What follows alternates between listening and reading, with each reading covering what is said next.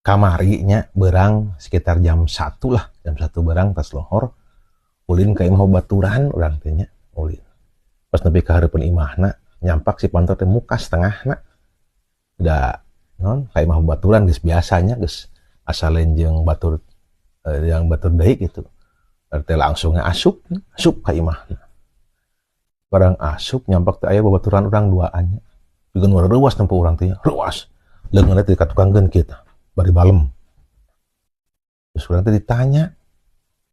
teu naon eta henteu cenah aya pus teh eta haseup udud geura Gusti jeung nyampak di dinya teh eci kopi alah si eta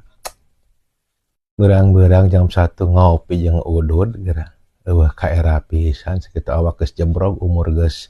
hampir rek tamat urang teh selaku babaturannya ngarasa kumanya ngarasa iba gitu nya ngarasa watir gitu carekan ku urang teh duaan teh yeuh ceteh maraneh duaan teh geus garede geus ngalarti pikiran teh geus akal teh geus kudu dipake atuh itu bulan puasa ceteh nya bareng-bareng jam 1 ngopi udud lain naon ceteh nya era atuh tuh tempo Panto ngemplong ceteh era kaciri ku batu di luar tutupan atuh teh pantona nah teh ini tutupan Panto terus kitu mah cek teh tah kitu atuh urang mah teu ngalarangnya datang mah puasa mah hak masing-masing angin Allah jeung urang nu apalna kitu masalah mana erek bata di imah nya terserah eta urusan maneh kitu kan atuh Panto tong dikemplongkeun cik urang teh nya cik atuh sing kudu ngaragengan kana perasaan batur komun anu ngaliwat kacirian nya he kabitaeun mending deun dosa bener teu gitu pan geus ditutupan Panto mah ngeunah cek saya teh nya cek urang teh kitu nanti ungut-ungutan gitu maunya hampura-hampura cek sok anu mah geus saha mah kieu lah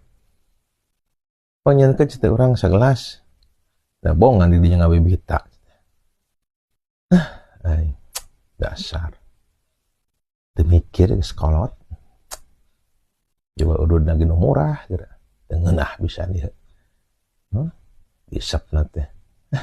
tidaklah daripada eueuh dasar baturan